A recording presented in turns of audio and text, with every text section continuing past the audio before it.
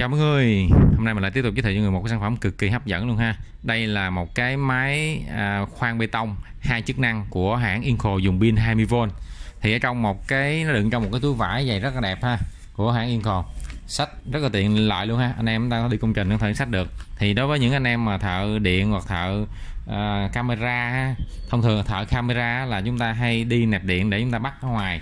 Tại vì điện thì bây giờ những anh em mà làm điện công trình thì nó đã âm hết rồi, đa phần như âm hết rồi. Còn những anh em mà đi camera hoặc là lắp những cái dây đó mà nó nổi bên ngoài đó thì chúng ta cần nẹp, mà nẹp thì mấy anh em phải bắn vô thôi chứ mà đi dán là không có được ha, nên rất là thích hợp luôn.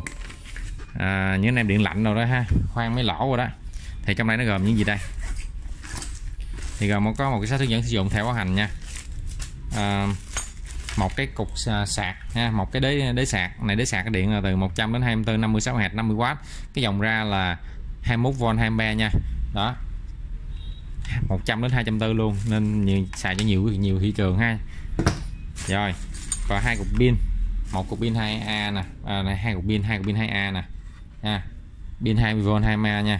Đó, thì trong đây nó có 5 cell. Hàng này hàng công nghiệp nha, industrial nha anh em.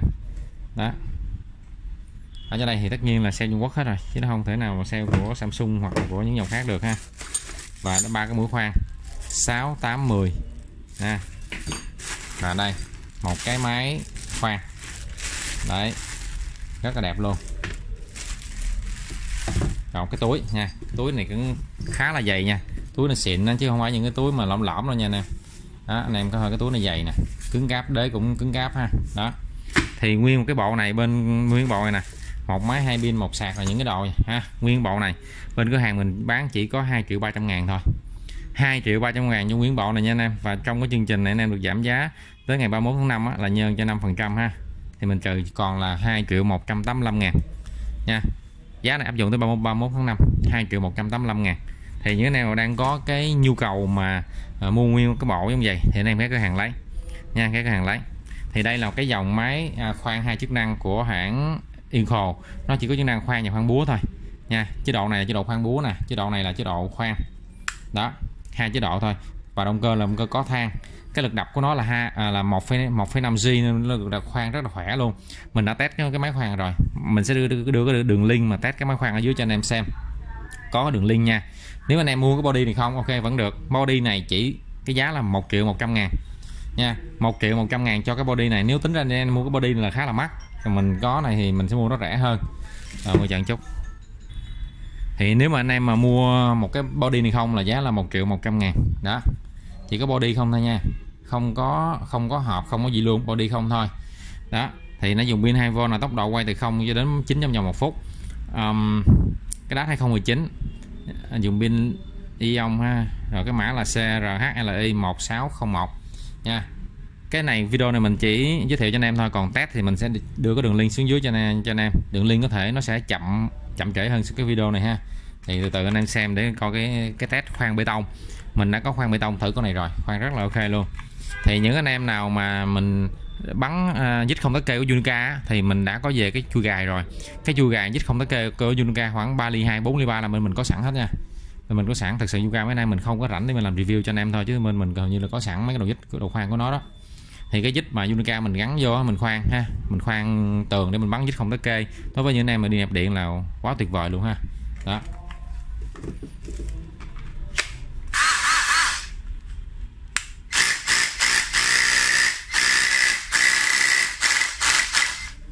nha, búa gõ rất là khỏe ha.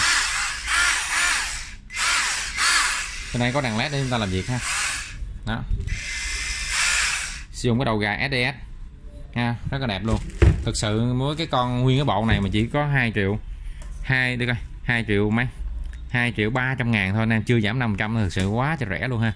Thì anh em nào mà chuyên dụng để chuyên khoan bê tông thì anh em mua ha, bộ này giá 2.300.000, giảm giá 5% cho anh em luôn ha, là chỉ còn có 2.185.000 thôi ha, 2.185.000. Bên mình thì thông thường nói với anh em là mình có chính sách bán hàng rất là mở rộng luôn ha, rất là mở rộng luôn. Ví dụ sao, ví dụ trong cái như thế này anh em không có nhu cầu mua hết này, không, anh em chỉ cần mua một cục pin thôi, mình bỏ cục pin này ra nha, bỏ cục pin ra ok, trừ cho anh em luôn là nghĩa là 2.300.000 ha. Mình sẽ trừ cho anh em cục pin này là 430.000 nè, 430.000, còn lại là 1.870.000 nha, 1.870.000 đó. Thì mình tính về cho anh em ha, 2.300.000 là chưa giảm cho anh em phần trăm nha, trừ cho cục pin là 430.000, 1.800.000 anh em được giảm thêm 5%, trừ chỉ có 1.765.000 thôi. 1.765.000 cho nguyên cái bộ này nha anh em đó, một máy, một pin, một cái bao này thì thực sự quá cho rẻ luôn nha anh em. Không có chỗ nào rẻ hơn được nữa đâu đó, chỉ có 1.776.000 thôi nha. Đó, anh em bấm máy thì mình sẽ biết vậy đó nha. Còn nếu mà trong trường hợp anh em muốn nâng cấp pin 4A nữa, ok được luôn. Ví dụ anh em mà muốn nâng cấp pin 4A thì nó cũng dễ thôi ha. Pin 4A hiện tại bây giờ bên cửa hàng mình đang bán với giá là 800.000 nha. 800.000 thì mình trừ cho cục pin này là 430.000 ha. Đó là anh em sẽ bù thêm 370.000 nữa cho một cái cục pin nha. Bù thêm 370.000 nữa, đổi sang pin 4A thì anh em sẽ bù thêm 370.000 nữa. Đó. Thì nói chung anh em ghé cửa hàng mình muốn mua cái kiểu gì cũng có hết ha, từ thân máy, một cục pin, một sạc, hoặc thân máy một cục pin, hoặc thân máy một sạc, có hết luôn để cho anh em có thể lựa chọn ha, để anh em có thể lựa chọn mà để phù hợp với cái công việc, cái nhu cầu của mình nha. Đó, vậy là quá tuyệt vời ha.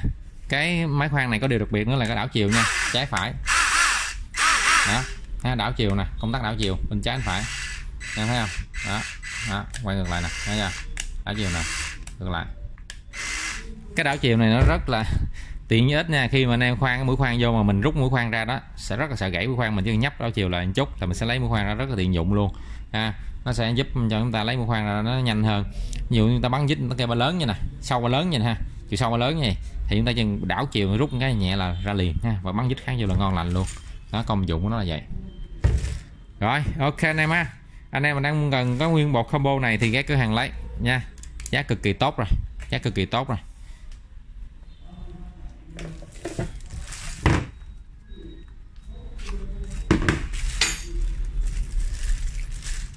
Thì thực sự mà nhiều anh em đã có ví dụ như nhiều anh em mà đi mua á, mà ví dụ anh em mua rồi á mà không có combo nè thì mình cũng nói thêm, ví dụ anh em mua một cái máy này là 1.100.000 ha, mình sẽ tính chọn bộ hết đúng cái giá mà anh em mua lẻ cho anh em biết coi anh em mua nguyên bộ nó lời như thế nào.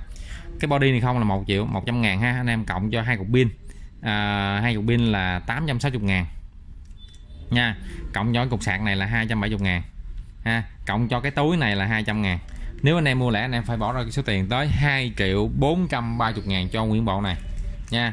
Thực sự mua lẻ thì nó sẽ không có giá ưu đãi bằng những cái anh em mua bộ như vậy nha, nên mình tính rất là rõ cho anh em thấy là mình mua bộ nó lợi như thế nào ha, nó lợi, nó tiết kiệm cho mình bao nhiêu tiền ha, cũng 300 hơn 300.000 á nha, hơn 300.000 đó.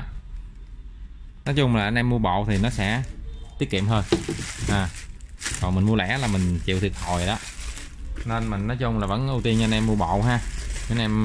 Bởi vậy nhiều anh em đừng có tính cái chuyện mà ví dụ như mua lẻ với mua bộ thì nó phải bằng giá nhau, không có đâu, những đơn vị hãng người ta tính hết rồi nha. Mua lẻ thì nó chỉ giá sẽ cao hơn là người ta mua bộ, nguyên bộ combo thì lúc nào nó cũng rẻ hơn cái giá mình mua bộ hết á.